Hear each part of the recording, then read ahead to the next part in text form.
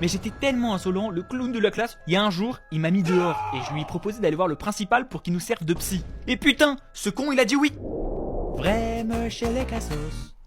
Bon alors, c'est quoi le problème cette fois-ci? C'est la 4e fois de la semaine que je vous vois, alors qu'on est que lundi. Bon après moi je m'en fous, je suis payé à l'heure. Oh bah je sais pas trop, c'est à elle qu'il faut lui demander. Quoi?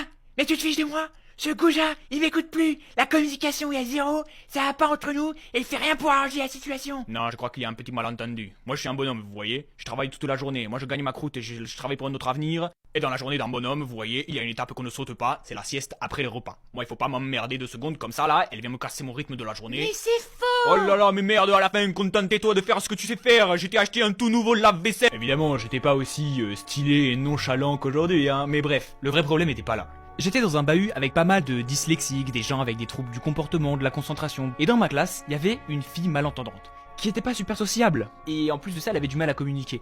Donc ça la faisait paraître super sèche. Moi, sans être très pote avec elle, j'avais déjà échangé quelques mots et je savais qu'au fond, elle était sympa. Le problème, c'est que contrairement à la toute première anecdote, j'avais une classe d'enfoirés, qui l'ont harcelée toute l'année en disant que c'était une merde et en lançant des grands « Ouais mais elle pense qu'elle est le nombril du monde » quand elle sortait de la classe, quand il y avait trop de bruit. Et ce prof de con les encourageait. C'est vrai qu'elle est pas très sympa, elle pourrait faire un effort. Comment ça, mon ref? Mais frérot, t'as 15 ans pour avoir ce genre de comportement? J'ai un pote aussi qui s'est fait harceler par les mêmes personnes et même par le prof directement. Un jour on parlait de harcèlement en cours et il a balancé un « Après, y en a qui méritent plus que d'autres.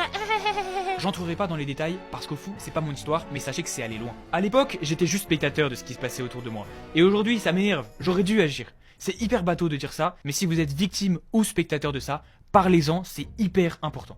Bref, n'hésitez pas à me raconter vos pires anecdotes en cours, en commentaire, je lirai tout et